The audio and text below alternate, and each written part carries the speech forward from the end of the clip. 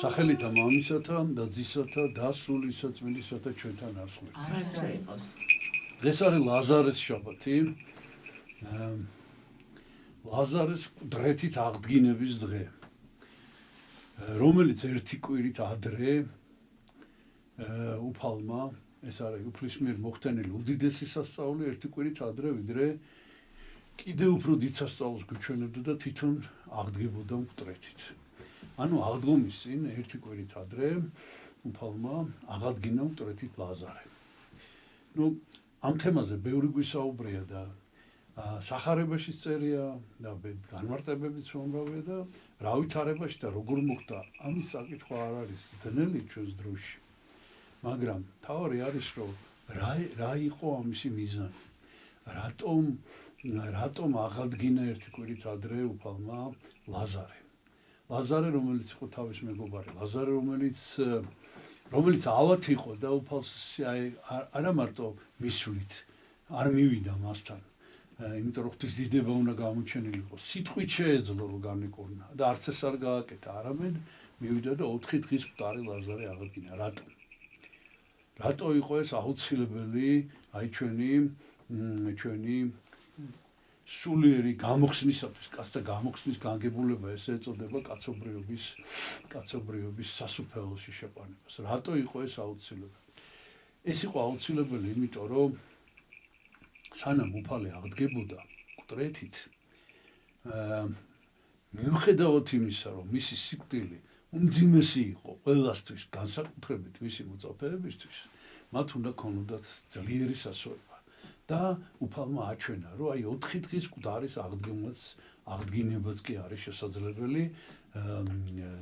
ლაზარეს დაეუნება უფალს, როდესაც უფალი ამბობს, რომ გახსენით საფლავი, არ შეიძლება ამ საფლავის გახსნა, იმიტომ რომ აყროლებული ყროდისღა, ესეც სიტყვა წერია, აყროლებული, იმიტომ რომ 4 დღის მკვდარი იმ სიცხეში რა თქმა უნდა გაღრწნილია და საშინელი სუნი იქნება, რა თქმა უნდა.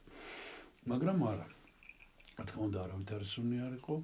და აი ესე აღადგინა. ეს არის ძალიან მნიშვნელოვანი სწავლება ჩვენთვის ქრისტიანებისათვის, როგორ უნდა გვჯეროდეს. როგორ უნდა გვჯეროდეს ისეთი დაუჯერებელი ამბისაც კი, აი როგორიც არის მაგალითად 4 დღის მკვდარის გაცოცხლება და დღეს ეს არის ჩვენთვის განსაკუთრებულად აქტუალური.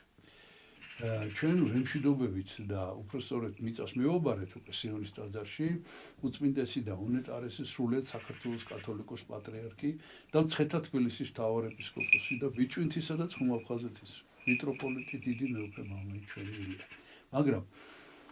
მაგრამ ჩვენი ღრმა რწმენა ამ შემთხვევაში მდგომარეობს იმაში, ეს უნდა ჩვენ გავაკეთოთ მე ამ შემთხვევაში მხედველობაში ვყავს მრევლი, აი უბრალო ადამიანები.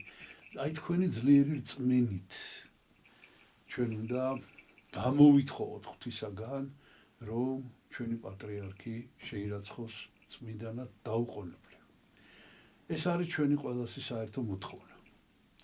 და შერაცხვა, წმინდანად შერაცხვა ხდება ზემოდან, ანუ თუ წმინდა სინოდი მიიღებს გადაწყვეტილებას, რაც ძნელია ძალიან წმინდა სინოდისთვის ესე დაუყოვნებლივ გადაწყვეტილების მიღება და შეიძლება შეირაცხოს ეგრეთ წოდებული ქვემოდან, ანუ მრევლის მოთხოვით, საყოველთაო მოთხოვნით, რაც ბევრად უფრო მნიშვნელოვანია, ბევრად უფრო ქმედითია. ამიტომ ჩვენ უნდა გვჯეროდეს, თუ გვჯერა რომ ის ნამდვილად წმინდანია, მე პირადად ჯერა, დიდი სასოება მაქვს და მინდა გითხრათ, რომ აი როდესაც ჩვენ გითხულობთ ფსალმოს, 100-ე ფსალმოს. იქ არის ესეთი სიტყვები: განახდეს ვითარცა ორბისა სიჭაბუკეი შენი.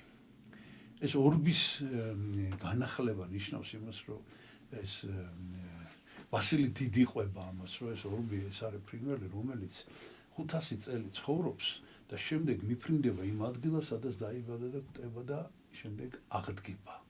აი როგორც ფენიქსი, ეს მისტიკური ფრინველი, აი ეს ჯადოსნური ფენიქსი, ესე ორბი ეს ნამდვილი ამბავია და აღდგება და ისევ აი თავისი და აი მე სულ ფიქრობდი როგორ უნდა მომხდარიყო ამ სიტყვების აღსრულება. ჩვენ ამიტომ კითხულობდით ამას მეორე ფსალმოს და სულ ფიქრობდი როგორ და მე რაღაც ესე ადამიანურად წარმომედგინა, რომ აი გაუმჯობესდება მისი ჯანმრთელობის მდგომარეობა და დაუბრუნდება ის უნარები, რაც სულ რამდენიმე ხნის წინ ძალიან ძლიერად ჰქონდა მას.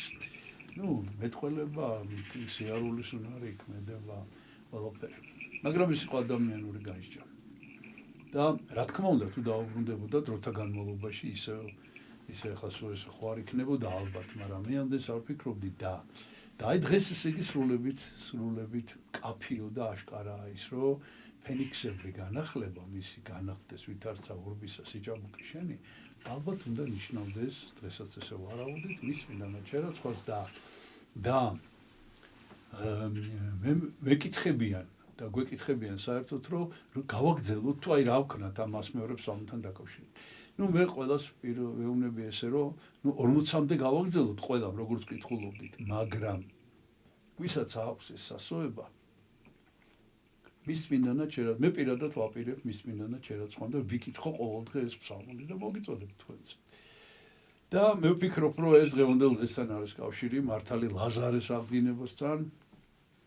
აი როგორი დაუჯერებელიც იყო ეს ლაზარეს წრეცით აღდგინება, აი ესე იქნება ჩვენი პატრიარქის გამოცხადება ჩვენი ეკლესიის მიერ წმინდანად და მინდა გითხრათ რომ ამის მაგალითები ეკლესიის ისტორიაში არსებობს, როდესაც დაუყოვნებლივ აცხადებდნენ წმინდანად, ესეთი იყო ანტონი დიდი მაგალითად, ესეთი იყო ჩვენ გვქონდა საუბარი მარტინი, ტურის ეპისკოპოსი მარტინ ტურელზე გარდაცვალებისთანავე შერაცხეს, ასე რომ ასეთი შემთხვევები ეკლესიის ისტორიაში არსებობს.